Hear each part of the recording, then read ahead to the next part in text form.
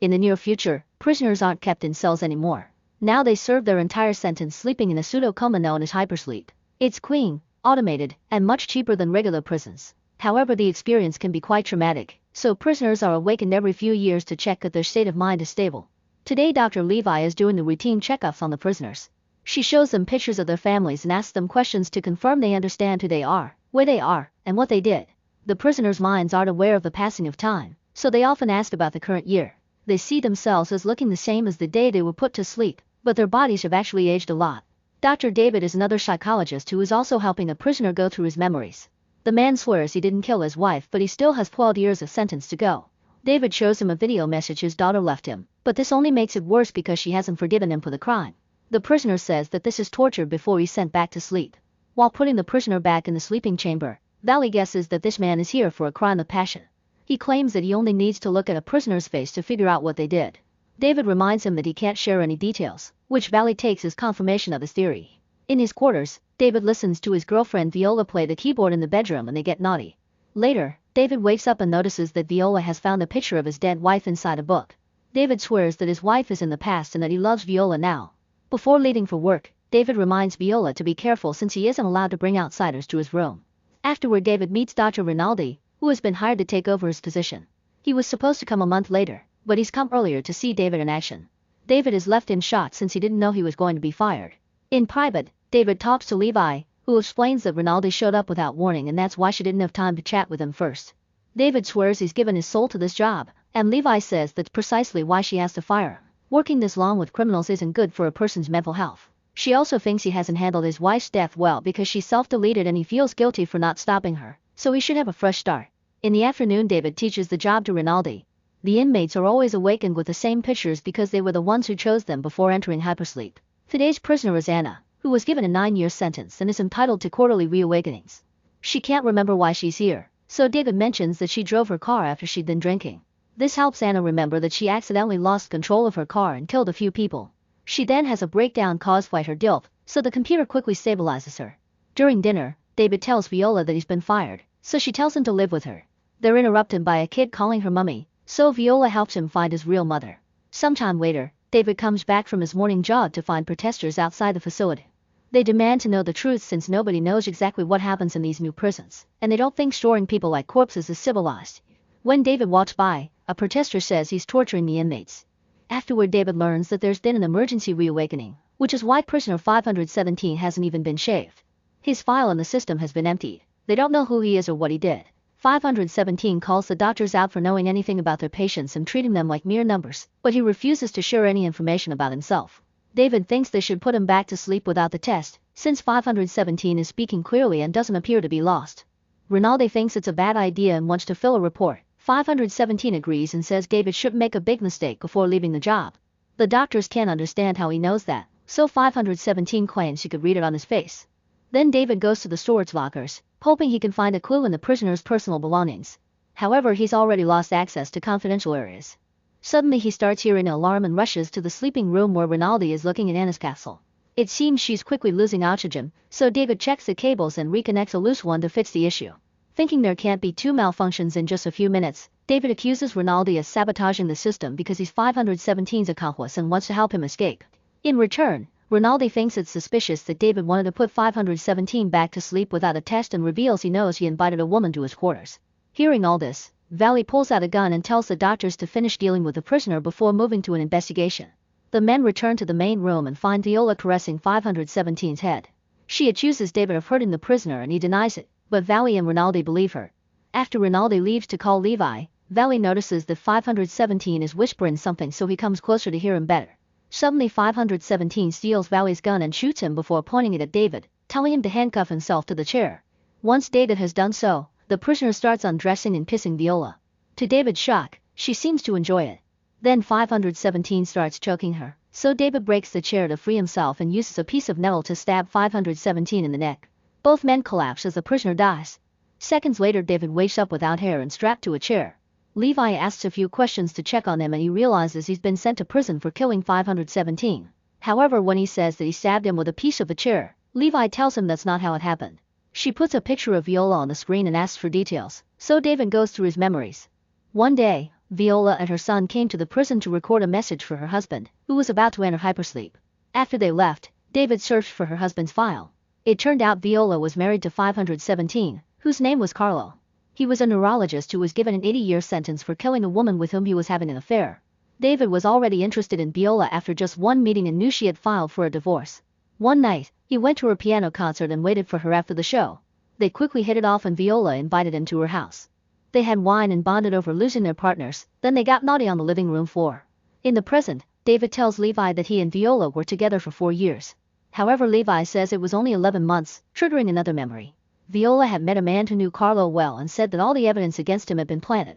Before the evidence piled up, Viola had believed her husband was innocent, so she wanted David to take a look at the file and talk to Carlo to get the real story. David refused, triggering an argument that made him realize that Viola still loved Carlo. Levi explains that a few days after that argument, David deleted Carlo's file and disconnected his oxygen to kill him. The lack of files would have made Carlo's sleeping chamber look empty and nobody would have seen his body for months. However, Anna's capsule was connected to the same oxygen supply, so David accidentally killed her too, triggering the alarm. David cries and is overwhelmed with guilt, so he has to be put to sleep again. However, Levi reveals that the court has allowed him to serve the last 10 years of his sentence on parole. Now he must follow the reintegration program or he'll lose all benefits. Levi tells him he slept for 10 years, so he recently turned 55. Before leaving, David gets his things from the locker, but he only finds a wallet and a hat. When David goes to his new apartment building, he meets his parole officer, who tells him about the mandatory meetings with the support group. He must sign into his new job every day and isn't allowed to leave the city. The officer can check David's new place at any time and even call him to the precinct because he feels like it. Before leaving, the officer hangs the rules on the wall using the gum he's been chewing. That night, David can barely sleep because he keeps dreaming of Viola. The next day, David starts working at a hotel. When he checks the surveillance screens, he notices a man looking at the camera and using his hand as a gun, pretending to self-delete. David is suddenly startled by a gun-like noise, but it's just a kid with a toy. When he checks the camera again, the man is gone. During his first support group meeting, David learns that everyone has strange dreams and trouble sleeping, and the leader explains it's a natural side effect of hypersleep. Their brains have spent too much time dreaming, so now they have to realign with reality. When a former inmate mentions having hallucinations, David thinks she's his dead wife, who calls him out for letting her fade away. The next day, David and other former inmates have to record an ad to promote the Hypersleep program, which is also a mandatory part of his parole rules. David wants to talk about his hallucinations and how he can't eat solid food anymore, but the director gives him a few lines he can use to describe the amazing second chance he's having. When David considers leaving, he sees his parole officer nearby and decides to stay. In the evening, David is on his way home when he hears a familiar piano. He enters a bar and discovers Viola playing with a band, which is very different from the classical music from before. Viola sees him, but tries to ignore him. Minutes later, when David leaves, Viola follows him and insults him for daring to show his face. The last 10 years have been hard for her because the press has given her a hard time, so she doesn't want David to come to her ever again. When David arrives at his apartment, he finds the door open and a mess in his living room. His parole officer comes out of the bedroom reading the poetry book that David has been enjoying lately and proceeds to mock him. David calls him out for his cruelty, so the officer grabs him by the neck and smashes him on the wall, saying he won't kill him because it'd be a favor. Then the officer notices that David replaced the rule page with a picture, so he throws it on the ground and tells David to clean up. After the man leaves, David stares at the picture because he doesn't recognize it. Sometime later, David is trying to remove graffiti from the hotel's glass door. At that moment, he is visited by Valley, who explains that this particular graffiti is used to mark places where ex-inmates work. David tells him about the picture he found in his house and Valley decides it's a bad sign, so he gives him his gun and reveals he's already retired. The next day, David finds the fountain from the mysterious photo. When he looks at the door behind it, he notices that one of the apartments has the same surname as Anna. Then a man approaches the same door and David recognizes him as Anna's husband from her pictures. David introduces himself as Anna's colleague, so her husband tells him that Anna was innocent and she'd been framed because she knew too much. All people in power wanted her out, but the minister in particular was always annoyed by Anna's research. It turns out Anna had been researching the Hypersleep system. The police took all her stuff, but her husband managed to hide a box with some of her notes and all the newspaper articles about her case. David takes pictures of everything and is surprised to see Carlo's name on the papers. Looking at the articles, Anna's husband finally recognizes David as her killer, so he kicks him out. Afterward, David goes to see Viola, who threatens to call the police. David convinces her to give him 5 minutes and shares that Carlo and Anna had been researching the Hypersleep system together. Their joint death can't be a coincidence. Viola invites David in and they search the names on Anna's notes, only to discover they were all former Hypersleep inmates. It seems Anna and Carlo uncovered something about the system and they were silenced. In an old article written by Anna, Viola finds a picture of the minister with Aaliyah, the guy who approached her 10 years ago to tell her that Carlo was innocent. In the evening, David and Viola are waiting in her car and David keeps seeing his wife in the back seat. When Aaliyah leaves his office, Viola tries to talk to him, but he tells her to leave. Suddenly David bursts into Aaliyah's car and points a gun at him, demanding the truth. Aaliyah explains he always thought that the Hypersleep program was corrupt, so he sent a few classified files to Carlo to help his research. He confirms that Anna and Carlo were innocent and reveals he knows David, who doesn't remember him at all.